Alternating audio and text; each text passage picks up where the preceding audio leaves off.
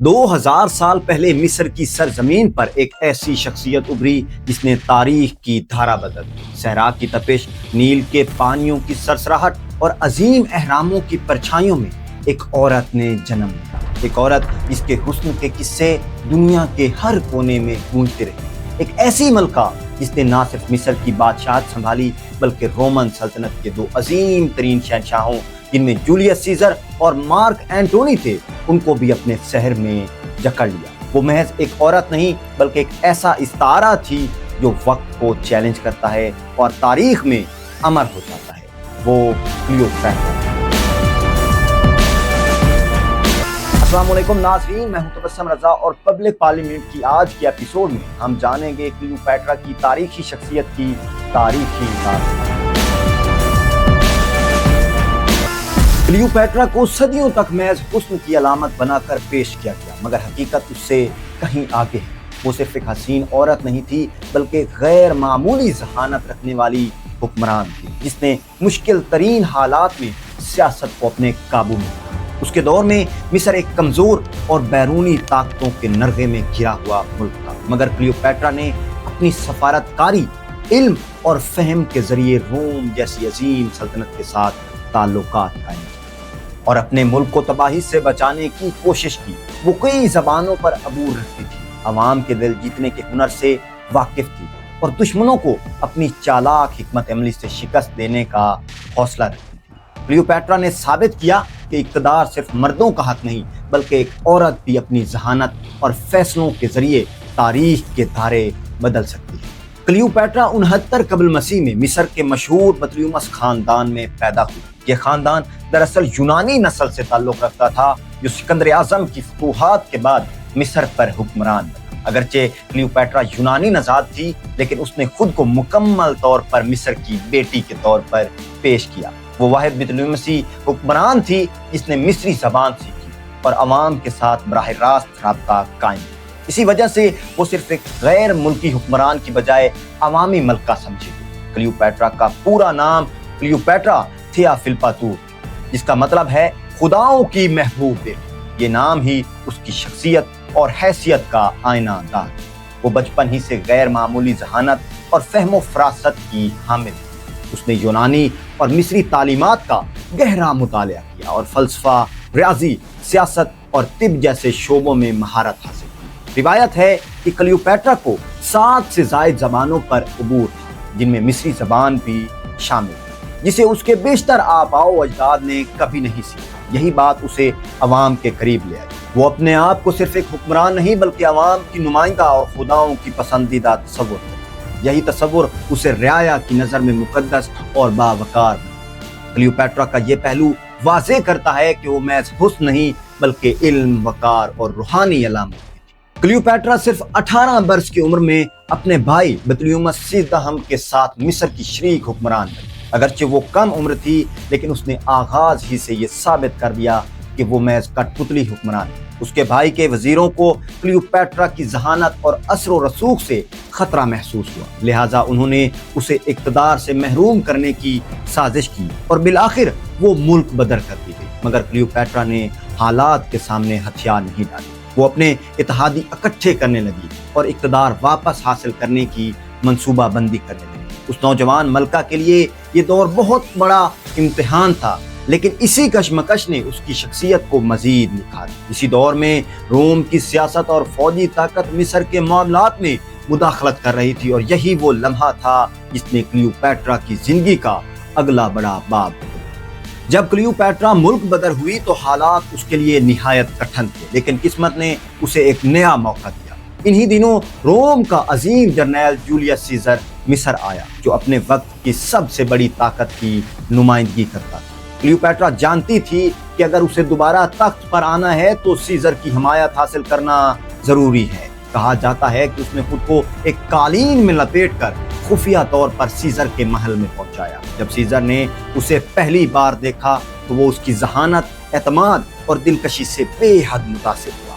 یہی وہ لمحہ تھا جو تاریخ کا استعارہ بن گیا، جہاں ایک جلا وطن ملکہ نے اپنی چالاکی اور جرأت سے دنیا کی سب سے بڑی سلطنت کے حکمران کو اپنا حامی بنا لیا۔ یہ ملاقات نہ صرف کلیوپیٹرا کی سیاست کا نیا آغاز تھی بلکہ اس کی تقدیر کا فیصلہ کن موڑ تھی۔ جولیس سیزر اور کلیوپیٹرا کی ملاقات نے نہ صرف مصر بلکہ روم کی سیاست کا رخ بدل دیا۔ سیزر نے کلیوپیٹرا کو دوبارہ مصر کا تخت دلایا اور یوں وہ ایک بار پھر اپنی طاقت بحال کرنے میں کامیاب ہوئی، لیکن ان کا رشتہ محض سیاسی نہیں تھا، یہ جلد ہی ذاتی تعلق میں بھی ڈھل گیا۔ کلیوپیٹرا نے اپنی ذہانت اور شخصیت سے سیزر کو اس حد تک متاثر کیا کہ وہ اسے روم لے گیا۔ دونوں کے تعلق کو بعض مورخین ایک سیاسی اتحاد کہتے ہیں، لیکن اس میں محبت اور اعتماد کی جھلک بھی نمایاں تھی۔ کلیوپیٹرا نے سیزر کے ذریعے مصر کی خود مختاری بچانے کی کوشش کی، جبکہ سیزر کے لیے کلیوپیٹرا روم میں اپنی پوزیشن کو مضبوط بنانے کا ذریعہ بنی۔ ان دونوں کی شراکت نے مصر کو وقتی طور پر استحکام دیا اور دنیا کو ایک ایسی کہانی دی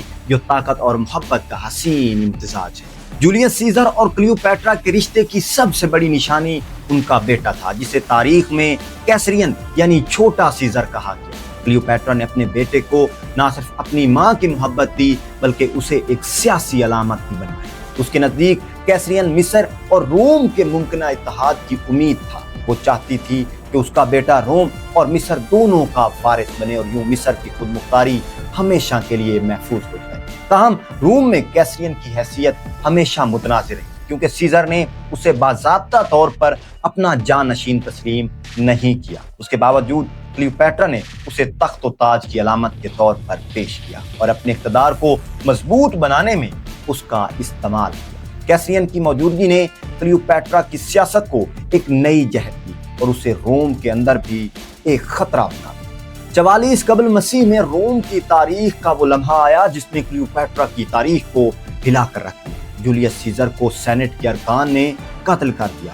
یہ خبر کلیوپیٹرا کے لیے نہ صرف ذاتی صدمہ تھی بلکہ سیاسی طور پر بھی ایک بھونچال تھی۔ اس نے جس رشتے اور اتحاد پر اپنی حکمت عملی قائم کی تھی وہ ایک ہی دن میں ختم ہو گیا۔ سیزر کے بعد روم میں طاقت کی جنگ شروع ہو گئی اور مختلف گروہ اقتدار کے لیے دست و گریبان۔ کلیوپیٹرا کے لیے اصل سوال یہ تھا کہ اب وہ کس کا ساتھ دے۔ روم کی سیاست مصر کی قسمت سے جڑی ہوئی تھی اور کوئی بھی غلط قدم اس کی سلطنت کو تباہی کے دہانے پر لے جا سکتا۔ سیزر کے قتل کے بعد کلیوپیٹرا کو ایک نئی آزمائش کا سامنا تھا، جہاں سے اسے اپنی بقا اور مصر کی آزادی کے لیے دوبارہ سے حکمت عملی ترتیب دینا۔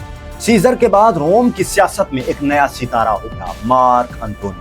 کلیوپیٹرا نے جلد پہچان لیا کہ روم کی طاقت کا مرکز بدل چکا ہے۔ اس نے انٹونی سے تعلقات قائم کیے جو بظاہر محبت کا رشتہ تھے، لیکن در حقیقت اس میں سیاست کا گہرا رنگ بھی شامل تھا۔ کلیوپیٹرا جانتی تھی کہ انٹونی کے ساتھ اتحاد مصر کی خود مختاری کے لیے ضروری ہے۔ دوسری جانب انٹونی بھی کلیوپیٹرا کی ذہانت، دولت اور بحیرہ روم میں اس کی حکمت عملی سے متاثر تھا۔ ان دونوں کا رشتہ روم اور مصر کے درمیان ایک نئے باب کی شروعات تھا، جس نے دوستوں کو بھی قریب کیا اور دشمنوں کو بھی مشتعل کیا۔ روم میں اس تعلق کو شک کی نگاہ سے دیکھا گیا اور اسے انٹونی کی کمزوری سمجھا گیا۔ یوں یہ رشتہ تاریخ کا وہ موڑ ثابت ہوا جہاں محبت اور سیاست ایک دوسرے میں اس طرح گڑمڑ ہو گئے کہ دونوں کو الگ کرنا مشکل تھا۔ 31 قبل مسیح میں ہونے والی ایکٹیم کی جنگ تاریخ کا وہ لمحہ تھی جس نے نہ صرف کلیوپیٹرا اور انٹونی بلکہ مصر کی تقدیر بھی بدل ڈالی۔ یہ جنگ ایک طرف رومی جنرل اوکٹاوین جو بعد میں اگسٹس کہلایا اور دوسری طرف کلیوپیٹرا اور انٹونی کے درمیان چڑھی۔ کلیوپیٹرا نے اپنی بحری قوت اور دولت اس جنگ میں جھونک لی، مگر اوکٹاوین کی منصوبہ بندی اور روم کی متحدہ طاقت کے سامنے یہ اتحاد کمزور پڑ گیا۔ روایت ہے کہ جنگ کے دوران کلیوپیٹرا نے اپنا بحری بیڑا واپس کھینچ لیا، جس سے انٹونی کے لشکر میں انتشار پھیلا۔ شکست نے ان دونوں کو مصر واپس بھاگنے پر مجبور کیا۔ ایکٹیم کی شکست صرف ایک فوجی ناکامی نہیں تھی بلکہ اس نے مصر کی آزادی کے تابوت میں آخری کیل ٹھونک۔ یہی وہ موڑ تھا جس کے بعد کلیوپیٹرا اور انٹونی کی طاقت ہمیشہ کے لیے ڈوب گئی۔ ایکٹیم کی شکست کے بعد کلیوپیٹرا اور انٹونی واپس مصر لوٹے، مگر ان کے سامنے مستقبل تاریخ تھا۔ اوکٹاوین کی فوجیں مصر کے دروازوں تک پہنچ گئی۔ انٹونی نے یہ خبر سنی کہ کلیوپیٹرا مر گئی ہے تو مایوسی سے اس نے اپنی تلوار سے خودکشی کر لی، مگر جب پتہ چلا کہ کلیوپیٹرا زندہ ہے تب تک دیر ہو چکی تھی۔ کلیوپیٹرا کے سامنے صرف دو راستے تھے، یا تو روم جا کر اوکٹاوین کی قیدی بنے اور اپنی عزت کھو بیٹھے، یا پھر اپنے انداز سے موت کو گلے لگائے۔ کہا جاتا ہے کہ اس نے ایک زہریلا سانپ ایسپ منگوایا اور اس کے ڈسنے سے جان دی۔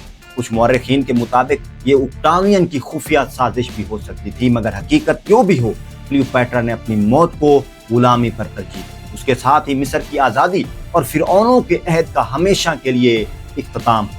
کلیوپیٹرا کی موت کے بعد مصر رومی سلطنت کا صوبہ بن گیا، مگر اس کی شخصیت وقت کے دھندلکوں میں گم نہ ہو سکتی۔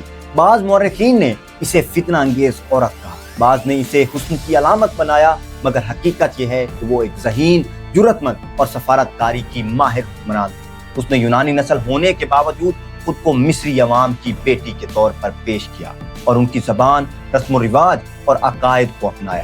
کلیوپیٹرا نے اس مردانہ دنیا میں اپنی طاقت اور وجود کو منوایا، چاہے اس کے لیے رومی دیو ہیکل سلطنتوں کا سامنا ہی کیوں نہ کرنا۔